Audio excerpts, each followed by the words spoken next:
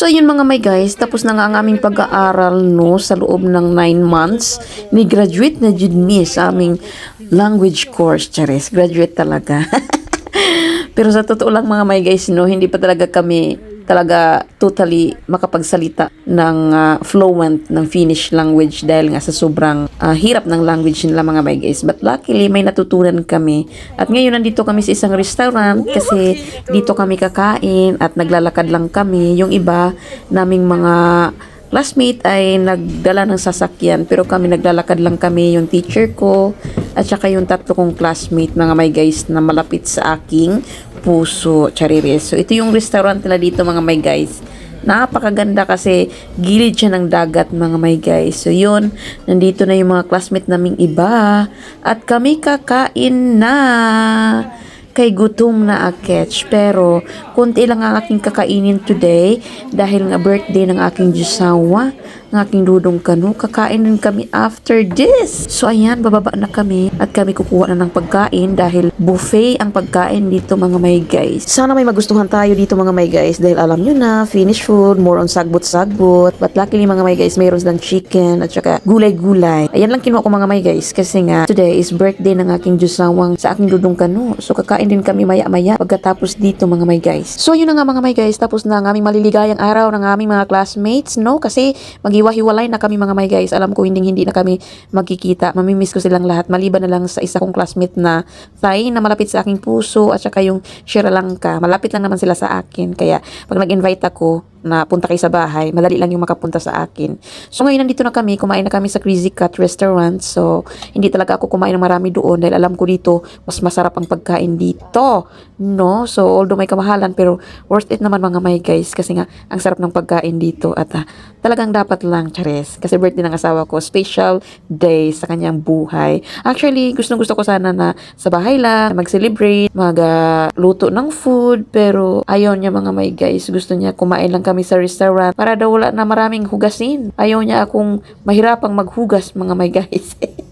Kaya dito lang muna kami sa restaurant kakain. No, actually, meron ako mga decoration binili pero sabi niya, wag na lang daw muna, next year na lang daw kasi nga sa ngayon is gusto muna niyang, ayaw niya munang magsaya dahil nga sa nangyari sa kanyang anak. Kaya nire-respect ko naman mga may guys. So good morning guys, another day, another life. So today is Thursday. So ngayon, parang puro pagkain na lang siguro talaga ako nito mga may guys this whole week, no? Kasi ngayon papunta kami sa kaibigan kong Pinay na may asawa ding Finnish sa Helsinki. So may nakikita akong McDo mga may guys. So umorder kami. Dumaan kami dito ng aking asawa kasi nga nagugutom ako mga may guys. So ako lang ang inorderan niya dahil nga siya ayaw naman niya. Dahil hindi niya paborito ang burger sa McDo mga may guys. Mas favorite talaga niya yung his burger kasi ang lalaki. In fairness, ang sarap naman kasi ng burger sa his burger mga may guys.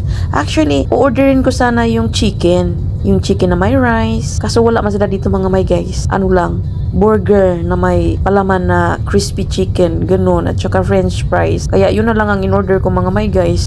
So ngayon, on the way na kami mga may guys, papunta sa aking kaibigang Pinay. So 4 hours ang drive mula sa amin papunta sa kanila. So doon na kami matutulog mga may guys at bukas na kami uuwi. So nagdala din ako ng mga pagkain, barbecue, tocino, tsaka sausage kasi nga magigrilling na naman kami doon. Ang saya kasi doon sa summer cottage ng kanyang asawa kasi napaka-peaceful talaga mga may guys, napakaganda doon. Last year, doon din kami, nag-grilling din kami. So ngayon, kay summer na, tapos na ang aming klase. So, magmi-meet na naman kami ulit mga may guys. Magchika-chika lang at saka dinala ko rin yung microphone ko mga may guys kasi magkakanta-kanta kami doon. Mga singer kasi kami, chareres. Sa tinuod lang po mga may guys, mingaw jud kayo dito sa summer cottage ng asawa sa aking kaibigang Pinay, no. Mingaw kay mga may guys, wa jud kay madunggan. Kaya sabi ng kaibigan kong Pinay na magdala daw ako ng microphone. Magpadisko-disko daw kami at pagkakanta-kanta kami doon. Para hindi naman kami maburing na dalawa doon at magchika-chika na rin kami, no, habang nagchichika din yung mga asawa namin, chareres. Summer na mga my guys, pero sobrang lamig ng aming umaga dito sa summer cottage mga my guys. So finally, nandito na kami at ang sarap ng tulog namin kagabi ng aking asawa kasi nga nilagyan kami ng parang nag-bonfire kami doon sa loob ba. Kasi nga sobrang lamig dahil nga katabi nga nito is lake mga my guys. So ngayon, inumpisa na namin ang aming grilling. No, wala pa kaming ligo dyan. Actually, hindi na talaga kami maliligo. You know na, sobrang lamig talaga. Summer ko nung high pero sobrang lamig. Charet. I don't know if it's this good taste. I'm just watching in the YouTube. How to do this. Yes! Barbecue! Dito sa Finland mga my guys, ang pinakang known nila o pinakang famous nilang ginagawa tuwing summer is grilling. Yes, ganito ang ginagawa ng mga Finnish people pagdating sa summer. Nagigrilling talaga sila mga my guys. Pumupunta sila sa kanilang kanya-kanyang mga summer cottage. Nag-i-enjoy, nag-iinuman, nag-grilling.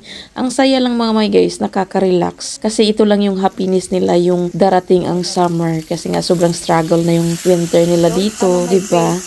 Ang dami na namin niluto mga my guys. So kami lang naman ang kakain nito ng todo. Alam ko kasi yung mga asawa namin hindi naman yun gaano karami kumain mga my guys. So ayan, ang dinala ko is barbecue, tapos sausage, tsaka tocino. Pero hindi na namin niluto yung tocino kasi sobrang dami ng mga my guys. Kasi meron din silang sausage, tsaka chicken, at tsaka yung mais. So ang dami na. So kami lang naman ang kakain niya ng todo. Kasi yung mga asawa namin hindi naman yun mahilig kumain ng marami mga my guys. So ito na nga mga my guys, ang pinakang inaantay namin pagkatapos namin kumain ay nagkantahan na kami dalawa while nag-chikahan ng aming mga Diyosnawang afam. So minimute ko lang yan mga my guys kasi makapiright tayo sa YouTube. Bawal. I've seen a lot of change, been through a lot of pain.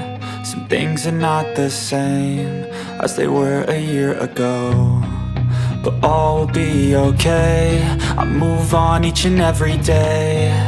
The past is where it stays. Way back a year ago. I've changed for the better this time. I thought